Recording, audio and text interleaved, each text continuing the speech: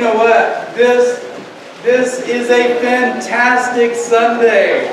We have had the opportunity to baptize Jackson Bowersox, and we are receiving some wonderful new members. It is such a joy that you're coming into St. Bartholomew's to bless this whole congregation with your joy, with your insights, and the special presence of God's Spirit that each of you brings to this congregation. It is also interesting that we get to talk about the Beatitudes this Sunday.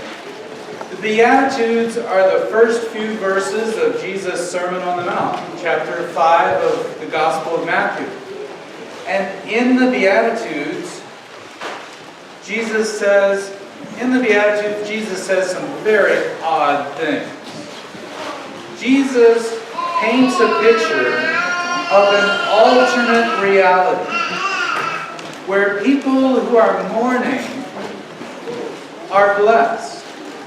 Jesus paints a picture of an alternate reality where people who are meek, people who are poor in spirit, are blessed.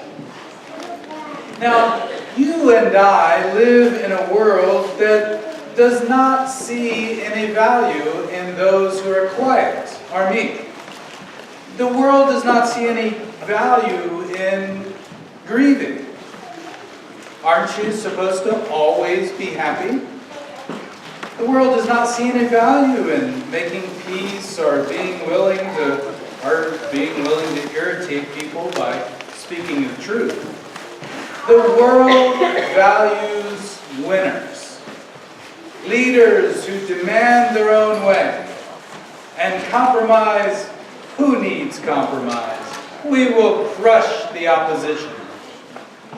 And yet Jesus paints a vision of an alternate reality where people try to get along.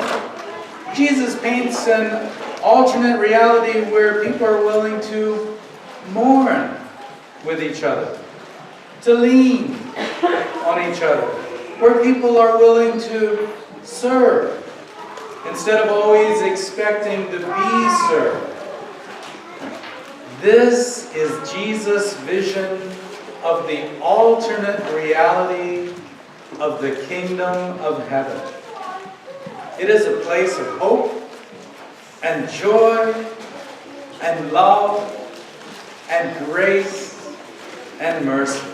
It is this kingdom of heaven that you and I and Jackson are baptized into. And it is this kingdom of heaven that hopefully our new members are entering into when they join this congregation. And what is cool is that each of you here today, each and every one of you here today, has a special part to play in the continued creation and recreation of this kingdom of heaven in our midst. When someone says something that you don't agree with, you just overlook it. Or maybe you gently let the person know that you disagree. And then you agree to disagree.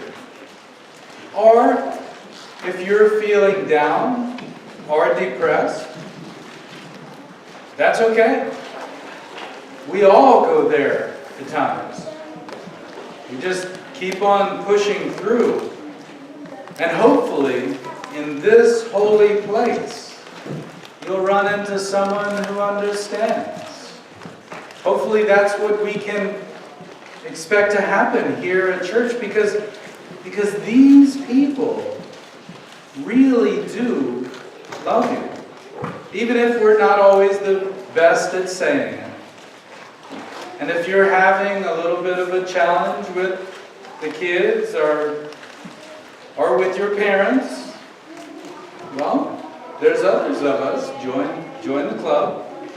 Each of us here are constantly working to keep our relationships healthy. With our children, with our parents, with our neighbor, with our coworkers. And grief? Grief? Well, my neighbor just lost her precious dog. One of our members lost their aunt. Someone else lost their grandparent. Our friend. Our parent. Strange enough, Jesus considers grief a holy time.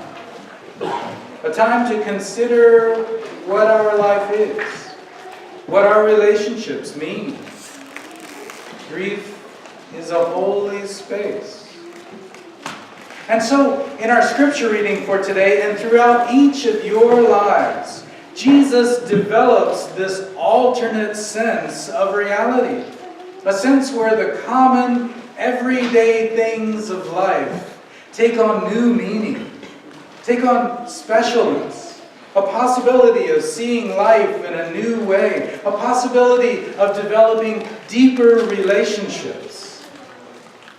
What is Jesus going to do with Jackson's life? What is Jesus going to do in the lives of each of our children? How is Jesus blessing this congregation with the wisdom of each of our elders in this congregation? Look around you.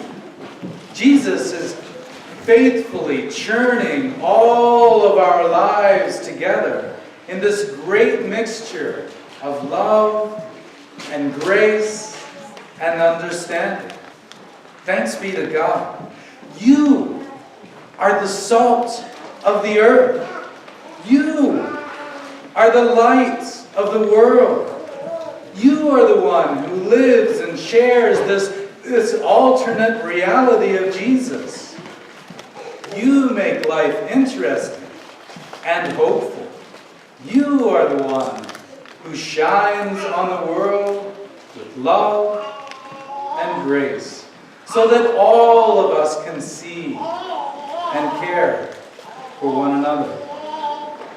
Jesus' life in you is the salt of the earth and the light of the world. You are the bearers of hope for each other and for the world. In Jesus' holy name.